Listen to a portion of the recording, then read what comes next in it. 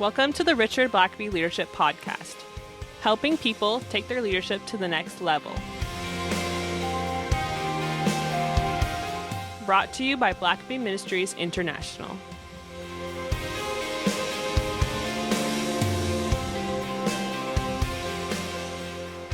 Well, Richard, we are continuing on with the Experiencing God miniseries. Yeah, the epic miniseries. Epic, yeah. It's a big miniseries, I'll tell you that much.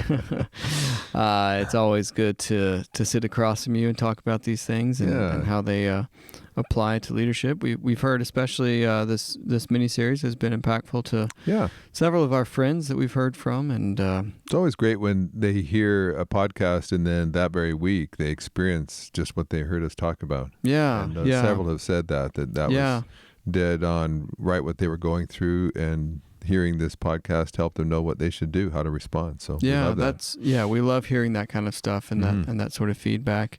And on that note, we'd love to hear from you guys when you're listening, what you think of the podcast, or if you have questions. We try and answer those periodically. And it might be just an idea of a podcast you'd like us to do, where we just take a session and go a little deeper in something that you're interested in. We're happy to look at that. Yeah, so the email address is podcast@blackaby.org, and we'd love to hear from you. As always, you can reach out to Richard on Twitter, and he's always on there. Maybe this will be a whole dedicated session to why we think this year the Buffalo Sabres will win the Stanley Cup. The off-season moves have been significant, and this could be all the pieces coming together now. So and if you've been with us from the beginning, you'll know that sounds awfully familiar to something you said last year about the beloved. So don't say we don't ever deal in fiction in this podcast.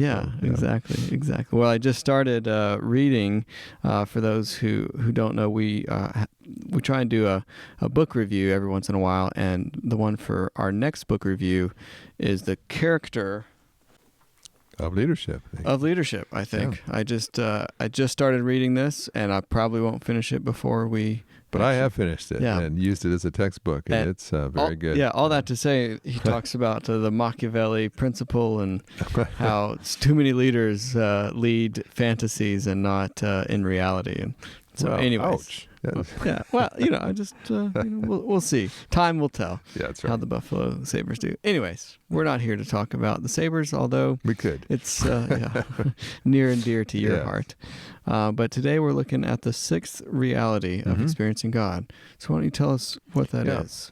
Well, the sixth reality is you must make major adjustments in your life to join God in what he's doing. And we looked at reality 5 was that when God does speak to you, it often leads to a crisis of belief. And of course, that's because God is God. And when he starts talking to creatures of dust, it's going to very quickly stretch them and cause a crisis.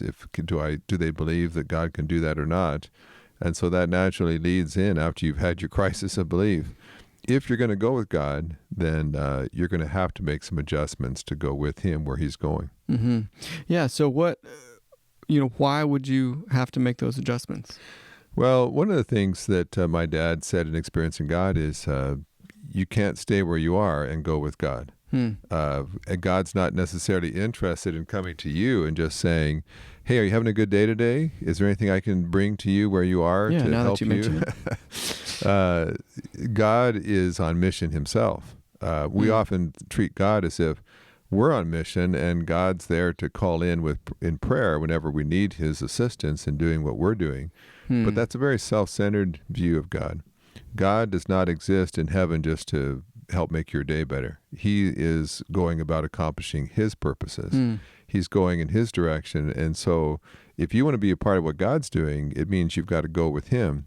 And of course, the classic example in the Old Testament is Moses is for 40 years, he's herding sheep in the wilderness. In 40 years, we don't hear of Moses praying to God, being a part of God's activity. Basically, it's something that Moses can do without God. For the most part, he can herd sheep without a crisis of belief, praying earnestly, God help me not lose any sheep today. He might be praying prayers like that, but for the most part, he's pretty confident that after 40 years, he doesn't need God's intervention to herd sheep a 41st year. But when all of a sudden God encounters him and says, I'm going to use you to deliver an entire nation out of bondage in the most powerful nation on the planet. Well, Moses can't stay in the backside of the desert and be delivering Hebrews out of Egypt at the same time. Yeah. God says, where I'm at work is not really in this wilderness right now, but in Egypt. And so Moses, if you want to join me in my activity, you can't stay where you are. I know that you've done the same thing 40 years. It's comfortable. You're 80 years old now. Why stretch yourself now? But you're going to have to leave where you are. You're going to have to quit herding sheep. You're going to have to stop living just with your family and in-laws like you have all this time. And you're going to have to do things that you haven't done in a long time. I know that you don't see yourself as a public speaker, but I'm going to have you address Pharaoh. I know you've never performed a miracle before, but I'm going to have you believe me for some of the greatest miracles recorded in the entire Bible. I know you haven't led anything but sheep for the last 40 years, but I'm going to have you lead an entire nation and actually have them escape from the most powerful army on the planet. Which, leading sheep could be parallel to there are a lot people. of parallels, yeah. But obviously a lot of adjustments. You can't keep doing what you've always done and still go with God and what He has. And same in the New Testament. A classic example are Peter, Andrew, James, and John. They're fishermen. They know how to fish for fish. They don't have to cry out to God in prayer every morning before they go casting out their nets. They know how to do that. They probably have been fishermen for generations in their families. It's the family business. They know what they're doing. But all of a sudden there's Jesus by the side of their boat, and He doesn't come and say, I'm here to help you be more successful in fishing for fish. He says, basically, get out of your boat and follow me. From now on, you're going to fish for people. Well, they've never fished for people before. They've never been persecuted for their activities before. They've never had Pharisees wanting to kill them before. But if they get out of their boat, nothing's going to be the same anymore. And the most comfortable, safe place in all the world for them is to stay in that boat. Yeah. But if they get out of that boat, if they leave what they know, the one thing that they're good at, the comfortable, safe life that they have fashioned for themselves, all of that goes by the wayside, and they're going to go follow someone that doesn't even know where they'll be laying their head down that night. He can't promise them safety, comfort, appreciation, or anything like that. And so that's the crisis of belief. But if Peter and Andrew had said, well, Jesus, we want to be followers of yours, but we just want to stay here in our boat. We want to keep doing what we've always done. Well, Jesus would carry on. He'd keep on moving, and Peter and Andrew would have missed out. Yeah. You can't stay where you are and go with God.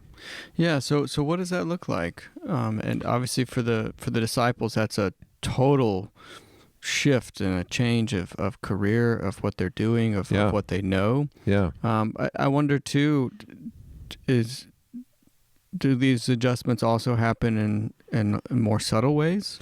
Well, or is it always these big, I think there's a whole range, I think some adjustments are fairly seemingly minor. Others can be very major. Of course, leaving a successful fishing business and going into itinerant preaching is a huge adjustment. Leaving a 40-year shepherding business and putting your life on the line before Pharaoh is a huge adjustment. Sure. Some adjustments aren't that big, but they all have huge implications and even eternal implications. And so there's a number of different kinds of adjustments. Some adjustments obviously can be job-wise. I've met many people who have said, after I heard from God, I knew I couldn't keep working in the place I'm working. Yeah. I've had several people that were kind of like the fishermen. They were expected to take over the family business. They were the third generation family member. They were groomed. They'd gone to school for it. And then all of a sudden God said, no, I want you to be a pastor. And they had the hardest thing in all the world to tell their parents, I'm not going to take over running the family business. I'm going to be a pastor of a church and go to seminary. I knew a guy that had gone all the way through law school, preparing to be an attorney like his father, and then he sensed God saying, no, I want you to be in ministry. And it was a devastating thing to realize I've got to change my whole career plans and everything that all my financial plans for my future, my retirement, everything is up in the air. Yeah. Some of that's pretty dramatic. But then there's other things like attitude. Sometimes for you to be used of God, you're going to have to change some of your attitudes. Yeah. And it could be pride, for instance. I've known a number of people that pride kept them from going with God. For instance, I know a person that, I could tell you several people that were in an organization, and they were expecting to take over as the CEO, or taking over in one case as the senior pastor, and they were looked over. They were bypassed. And the committee in charge had done due diligence, had sought, in the church's case, had sought the will of God, and they felt led to someone else. Well, this person immediately assumed, well, then I've got to leave. And in one case, I asked the person, I said, well, this person expected to be the senior pastor. They were overlooked. He said, I'm going to leave. I said, well, why would you leave? Didn't God call you to this church? Well, yeah, he did, but they didn't call me a senior pastor. I have to leave. I said, well, not necessarily. Did God, when he called you to this church, did he know they were not going to call you as senior pastor? But he called you anyway. And what really this person was struggling with was pride. Mm-hmm. They clearly knew they had been called to that church to serve there. They had come in as an associate role, and all was fine until their pride got injured, and they were overlooked, and now I've got to leave. And I would say, well, as long as you have a certain pride that expects that you deserve to be treated a certain way, then God, it's only going to take you so far. You've got to be willing to say, God, I've crucified my pride, and now I'm just willing to go wherever you want me to be. Because for all he knew, a great opportunity was just around the corner, but he wouldn't be in place if his pride alienated him from people right before God was going to give him a new assignment. I think a lot of times what we like to do is hear the initial word from God and say, okay, great. I think I can figure it out from here. Yeah. We like to say, oh yeah, call to this church or call to this area or to this job or whatever. And then let me sort of craft the plan forward from there. And that can certainly. And God oftentimes says, you're not ready yet. Yeah. You don't have the character yet. I'd say fear is the same thing. I know people that fear keeps them from going with God. Sometimes it's as simple as public speaking. They're scared to death of speaking in public, but they've just been asked to share testimony in their church about a mission trip they went on, or some other kind of public speaking in their workplace role. And so they are terrified to speak, so they don't put themselves out. They decline those opportunities. And God might say, I'll never be able to use you the way I intend to until you crucify that fear. And one of the things I've had to do some things that terrified me to death. And I've just had to, at the outset, say, God, I'm never going to let fear make me say no to you when you are expecting me to say yes. Mm-hmm. Just get that yes out of the way right off the bat. And so I know people that I suspect people listening to this podcast right now know some things that God is speaking to them about doing, but fear is holding them back. And so until you make an adjustment in your life in terms of fear or pride or insecurity or other things, I'm not saying that's easy. I'm just saying that God, until he addresses that in your life, you may never be able to go to the places God has for you. I'd say sometimes training, skills. I've had people, I can't tell how many people have said to me, well, I would love to teach. I would love to be a professor.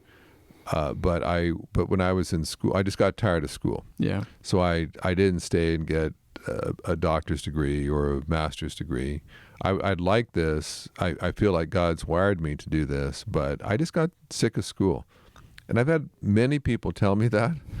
And I would say, so do you think that like I just love school? Like when I stayed in and all the way through to a PhD, do you think that that was just like I love Does anybody studying? love getting their PhD is the real question. And I had to take 2 years of theological German while I was also taking my last year of Hebrew and a year of French. And I hated languages. I still hate studying languages. But I also knew that God was preparing me for something, and there were some adjustments I had to make. Yeah. And I had been told I wasn't any good at languages. It didn't matter. Can God ask you to do something that you're not good at, that you don't enjoy doing? Yeah. And do you know how many people have, I could tell you of several people I suspect would probably be very good professors and teachers had they stuck with it and stayed in school till they had the proper credentials. But they didn't, and so they probably are never going to be the kind of professor, hold the kind of positions that they could have had they paid the price. And whenever someone says, "Well, I was sick of school," a couple of times I've actually said this to people. They've said, "Well, I felt like God wanted me to get a PhD, but I was just sick of school." And I would say, "Well, what does that have to do with obeying God?" What you're sick of, what does that have to do with obeying God? Yeah. And so, it'd be like Moses saying, well, I'm just sick of Egypt. I'm tired of Egypt. I spent 40 years there. I just had all I wanted that. God would say, well, that has nothing to do with what I'm asking you to do. I'm asking you to make an adjustment here and face your fears. Go back to a place where you're a wanted man. Do some things that you don't think you're good at. But if you're not willing to make those adjustments, you'll never see what could have been. And so I think for some of us, what stands between us and the most amazing journey with God we've ever had is an adjustment. Sometimes that adjustment is go to school, get some more skills, get a mentor, learn something, release some habits and fears and doubts and insecurities that have been holding you back. Sometimes it's just habits. We have some habits that are holding us back. Yeah. I know some people that are incredible time wasters. Maybe they have a habit of loving to stay up late watching mindless TV late into the night. But that means that they're exhausted in the morning and they can't ever have a quiet time. They can't get to a prayer time with people that can hold them accountable. Or they don't have time to read wholesome books that would edify their walk with God. Because they have just a bad habit of wasting a lot of time in the evening watching completely unedifying TV. Some people, it's we get to meddling now, but sometimes it's just bad eating habits, and they're grossly overweight. They're out of shape, but they're sensing that God wants them to maybe work with the youth in their church, but they're so overweight they can't keep up. They don't have the energy. They can't go play sports with the young people, or this young people don't take them seriously when obviously they're experiencing defeat in their own life. And again, I'm not talking about people that maybe have chronic medical conditions. I'm just talking about people with bad habits, that they just are careless and have no self-control over eating or exercise or caring for themselves. And I've known many people that I think God would basically say, if I can't trust you to just care for yourself, how would I entrust you to care for other people? And so sometimes even just some of the habits we have, God would say, until you're ready to make some adjustments and start being disciplined in your own habits, I can't entrust you with the care of other people as well. Well, let's take a quick break here, and we'll wrap up when we come back. Bob Royal and Richard Blackaby recently wrote a book called Spiritual Leadership Coaching. It integrates the life-changing biblical insights from experiencing God with training in 12 essential coaching skills that will enhance your ability to have transformational conversations. Use the promo code PODCAST at checkout to receive an additional 10% off the book at blackabystore.org. So, Richard, we've seen that adjustments can be both huge and big and life-altering, career-changing type adjustments. Other times it can be eating habit adjustments or just changing how you do life day to day. They can be both big and small, but all are significant. when you're answering the call of God. So the last question we'll end with is, what happens if we don't make these adjustments that we feel God calls us to when we face that crisis of belief? I think we are, as long as we're willing to make adjustments with God, there's really no limit to what God can do. D.L. Moody, that pivotal moment in his life, he heard someone famously say, the world has yet to see what God can do with one person wholly consecrated to him. In other words, if there were ever someone who was willing to keep on making whatever adjustment God said, to change anything God said he wanted changing, just imagine where you'd end up.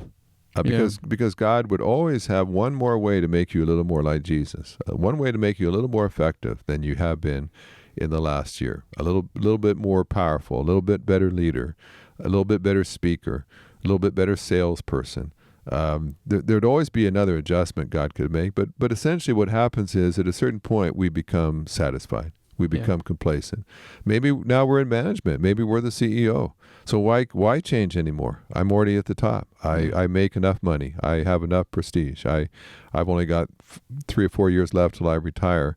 And so at a certain point, we just stop making adjustments and we just keep doing what has worked for us in the past. And so I would say, imagine what your life could become. Imagine what God could do in your life if you were willing to keep making those adjustments. And I would encourage you, as you enter a new year, every year, stop and ask yourself, or maybe on your birthday every year, as you enter a new year of life, ask yourself, and what adjustments, Lord, would you have me make this year so that this is the finest year I've ever had?